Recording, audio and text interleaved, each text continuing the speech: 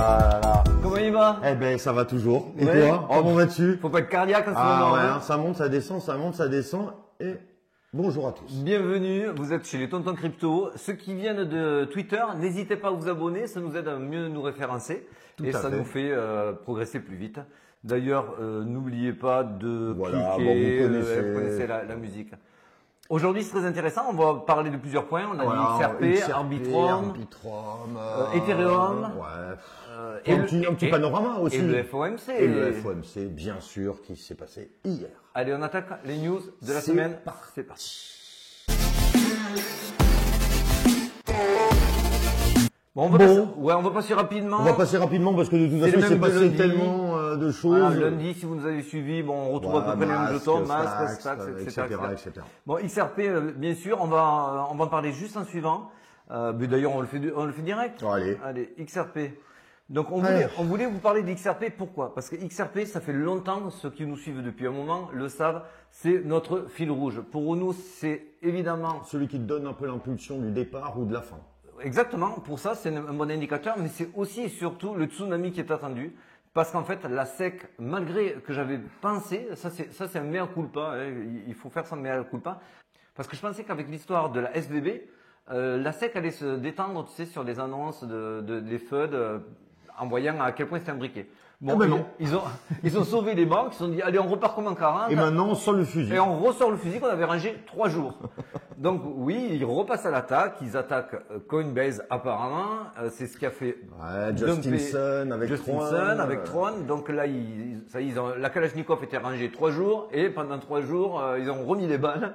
Maintenant, ça repart comme en 40. Alors, bien coup pas, je pensais que ça allait les détendre pendant une semaine ou deux. Ce n'est pas le cas.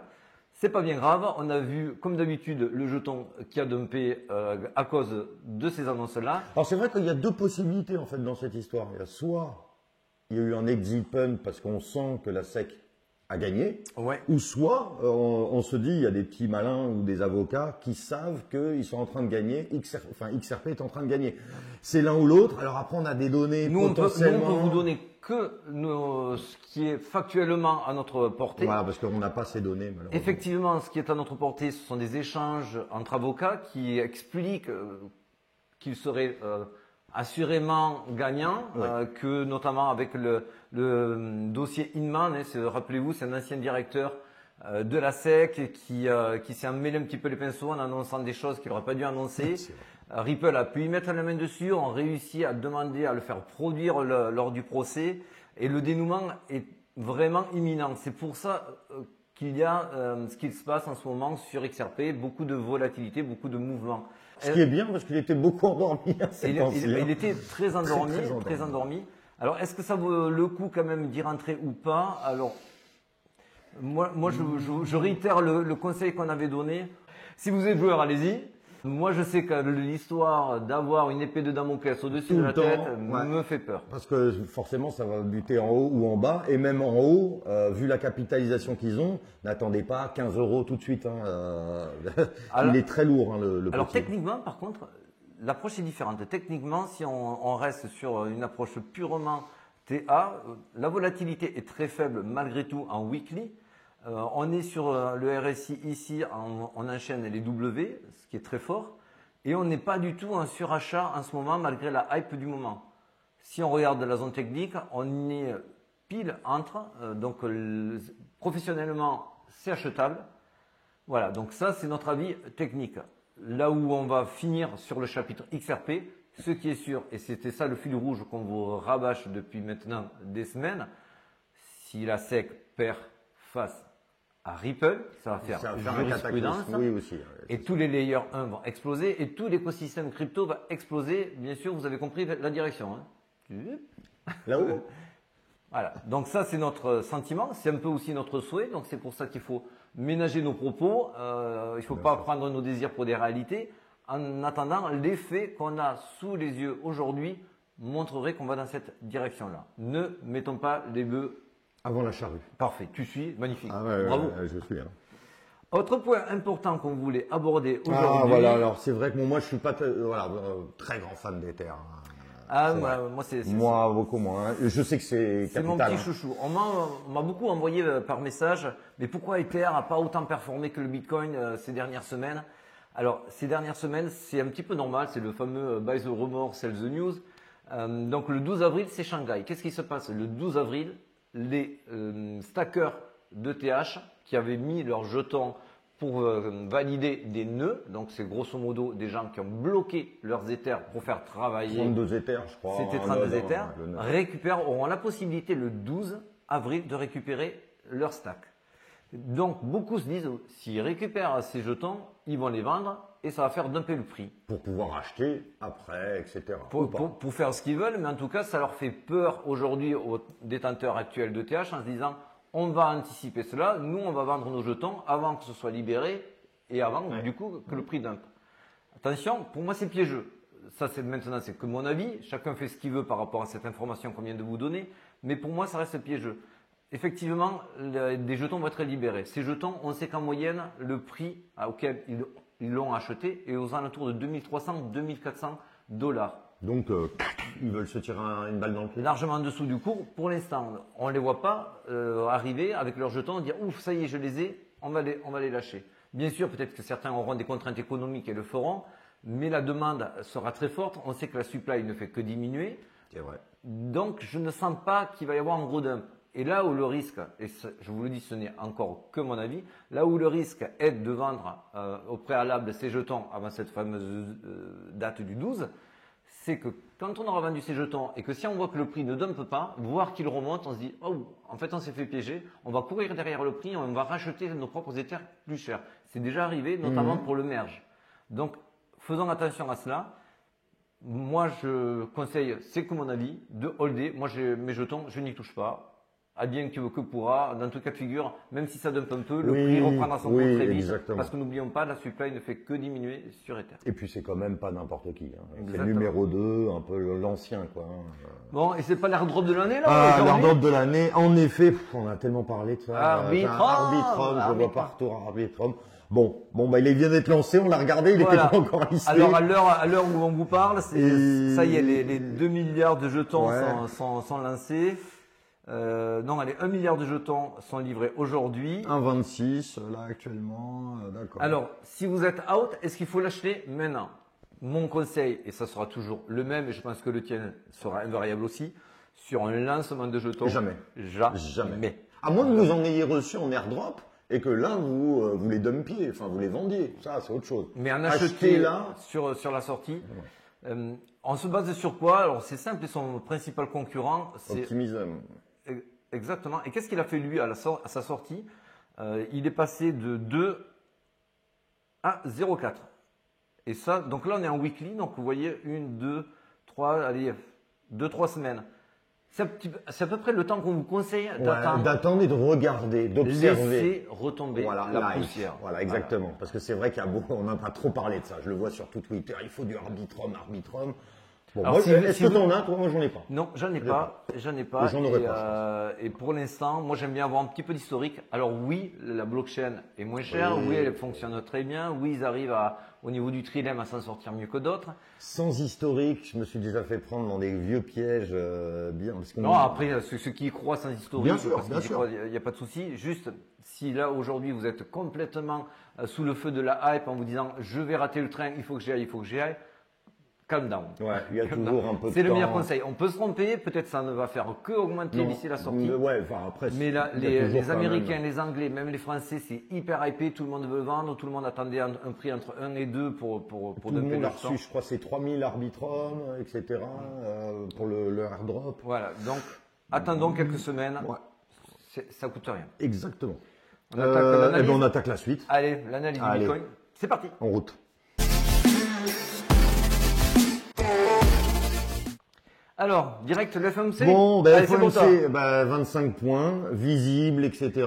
Consensus, c'est pareil, nickel. Alors, en fait, c'est pas tant le chiffre qui m'a un petit peu fait peur.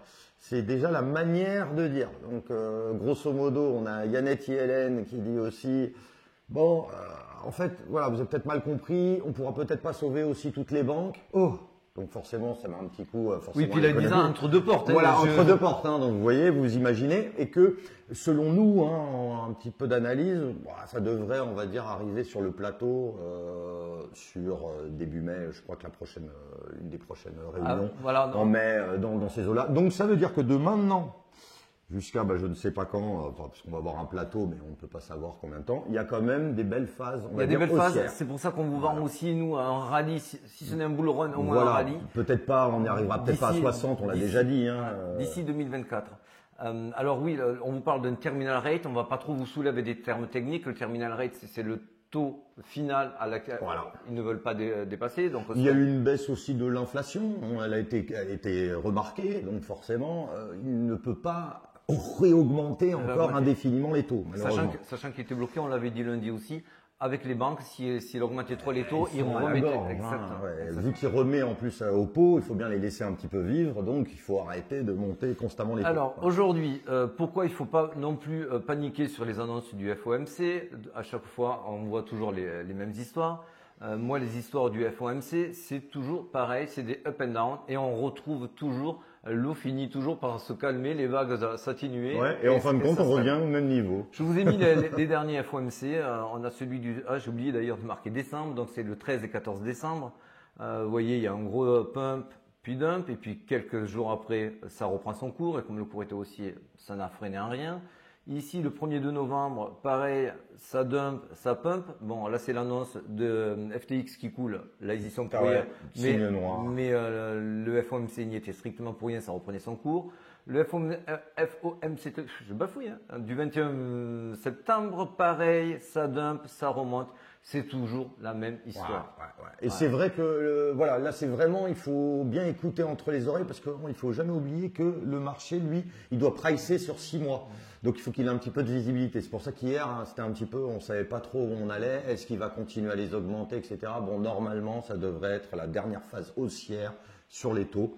Là où je veux attirer votre attention, ça c'était donc hier en début d'après-midi, 3 heures, c'est même noté. Le scénario que je vous avais tweeté, je vous invite à nous rejoindre sur Twitter, au moins comme ça vous verrez qu'on ne raconte pas que des histoires.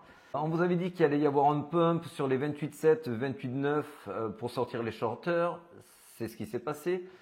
Qu'en suivant, le numéro 2, dump 26,8, 27 pour sortir les longs, idem, c'est même descendu à 26,6, excusez le manque de précision. Et qu'on allait avoir un pump massif en suivant à partir des 27. Bon, alors, on en est où? Voilà. Parce que nous on découvre les courbes en même temps. Voilà. Là on en live. On a vu que ça montait, mais on avait quand même prévu ce discours-là, puisque de toute façon vous l'avez tweeté quand même, avant. 28 450. Ah ouais, on a 28. Okay. Donc comme je vous l'ai marqué ici, effectivement on a sorti les longueurs ici, tac tac tac. On a été nettoyé. Bien sûr, au préalable, on aura sorti des shorters en montant ici, comme on vous l'a dit. C'est pour ça qu'il ne faut jamais, en effet, ouvrir des leviers en pré-FOMC, tout ça, c'est tellement piégeux. C'est sorti exactement comme on vous l'avait prédit aux alentours des 27. Et alors, on a remarqué quelque chose, est-ce qu'on en parle tout de suite, là, le spike de la mort? Ouais, alors ça, je pense parce que qu'on en parlait ensemble, là, et on a regardé un petit peu, on s'est dit, mais qu'est-ce qui s'est passé? Regardez ce qu'on a vu sur BitMEX. 25 500, ils sont allés pioche. Alors, je peux vous annoncer qu'il y en a, il a perdu gros. Oui. Ou plusieurs. Et il a été ciblé.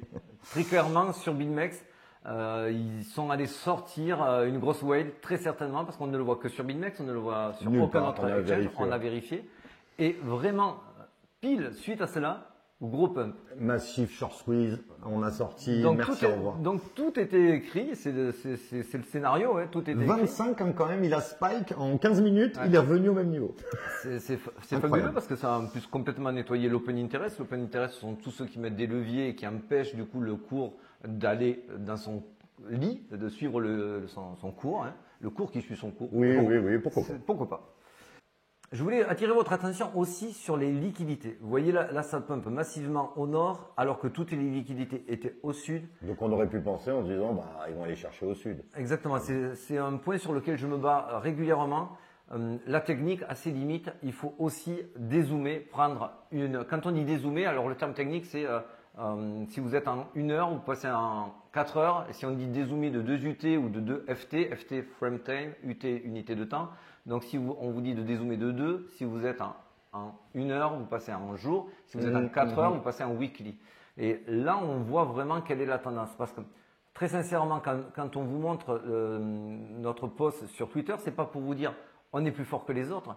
C'est juste uniquement et seulement pour vous dire quand on a le bon narratif, c'est facile après de mettre en place les sorties éventuelles et les retests éventuels. C'est pour ça qu'il faut s'attacher fortement au narratif.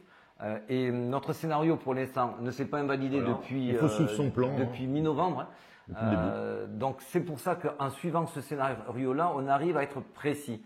La technique nous aide en cela. Un très bon technicien, s'il n'a pas le bon narratif, il se fera avoir. Je pourrais vous dire exactement l'inverse sur un même graphique avec 2 techniques différentes. Tout à fait. Ça, il faut le savoir. C'est pour ça qu'il faut vous attacher à ce que le narratif qui colle à la technique vous aille, que ce soit le nôtre ou ceux d'autres collègues. D'ailleurs, on dit même, même pour la technique, moins il y a d'indicateurs, plus c'est clair et plus on sait où on va. Parce que c'est vrai qu'on peut tracer des milliards de courbes dans tous les sens. Et on s'embrouille très vite. Là où je voulais en venir, c'est pourquoi nous restons persuadés qu'on est encore sur un rallye, voire un bull run. C'est des documents que vous avez présentés déjà il y a quelques semaines et je voulais vous montrer l'évolution de cela. On est sorti de cette zone où il perd. Justement, on voulait vous présenter ces documents. Qui ont vraiment fait leurs preuves par le passé. On nous avait déjà présenté un petit peu. En novembre, ça nous avait servi pour vous expliquer qu'on n'était pas très loin du bottom, si ce n'était le bottom. C'est toujours très bon, comme tu disais tout à l'heure, un peu de dézoomer. Là, on dézoome. Là. Exactement. Là, on regarde quand on commence à douter, quand on voit que le FOMC ou les mauvaises nouvelles arrivent, font dévisser le jeton, est-ce qu'il y a une inversion de tendance? Dézoomer. Donc vous avez compris le terme. Ouais. Et là, donc, revenez sur les basiques. Les basiques, c'était ce qu'on vous avait présenté à partir de novembre. Ces fameux graphiques, là, c'est les profits réalisés sur le Bitcoin. Donc, on voit qu'à chaque fois qu'on est dans la zone verte, forcément, et qu'on en sort, on part sur un bull run. Si ce n'est un rallye, un moins bull run. Ici, c'est exactement pareil. On est dans la zone verte, on en sort bull run. Ici, on était dans la zone verte. Bien sûr, on en sort bull run. On a un autre graphique qui ressemble énormément, mais qui n'est absolument pas corrélé. Là, c'est là où c'est les holders. Voilà. Les holders, quand ils sont sous l'eau, les gros holders, on parle. Bon, bah, c'est une zone où forcément il n'y a personne qui va vendre, etc. On va dire c'est la zone discount. Exactement, exactement. Quand c'est que les holders gagnent et perdent de l'argent. Là, ça faisait depuis au moins qu'ils perdaient de l'argent. Là, ici aussi, là, ici aussi. Pareil, quand on sort de cette zone, qu'est-ce qui se passe? Exactement comme dans l'autre zone, on attaque un rallye, voire un bull run. Donc on l'a sur cette zone, on l'a sur cette zone, on l'a sur celle-ci. On passe rapidement, on vous les a déjà présentés, mais c'est pour vous expliquer quand vous commencez à douter. On dézoome, on regarde, revenez sur les basiques. Vous restez aussi sur votre analyse, parce que forcément on se fait pourrir la tête par plein de choses, parce que le marché veut que vous perdiez, ce qui est le but, forcément. Sinon il n'y aurait que des gagnants et que des mecs qui roulent en Ferrari, ce qui n'est pas le cas. Donc et là, on revient sur ce qu'on vous a également dit lundi. Les objectifs sont, bien sûr, taper la zone des 28,5 une fois. Il vient de le taper là. Ah bah oui. Ouais, il faut s'installer au-dessus pour après aller chatouiller les 30-32 000. Rappelez-vous ce qu'on vous a dit lundi dernier aussi. La zone des 30-32 000. Elle est très compliquée. C'est un mur, c'est la barrière de Chine. Voilà, ça sera à peu près la muraille, pardon, la barrière. À peu près aussi difficile, voire plus que la zone des 25-26 000 qu'on avait. Oui, parce que là, il y a énormément, ça a frappé beaucoup de fois depuis longtemps, donc forcément, c'est plus dur à passer. Et là, je vous assure que tous les pessimistes vont devenir optimistes, donc c'est pour ça que c'est 30, hein. Ils le disent, il y en a beaucoup qui le disent. 30, c'est le fameux truc BFM TV. Quoi. Exactement. Il repasse 30, vous allez le voir. 30, il y en a certains qui vont débaguer énormément, hein. Donc on vous l'annonce. Bon, on espère que ça vous a fait plaisir, on va voir. Ça vous a rassuré quand même, j'espère. Moi, ça m'a rassuré. Tu es sûr? Ah oui. Tu as bien dormi, hein? J'espère. Allez, bonne journée. Allez, bye. À très vite. Ciao, ciao.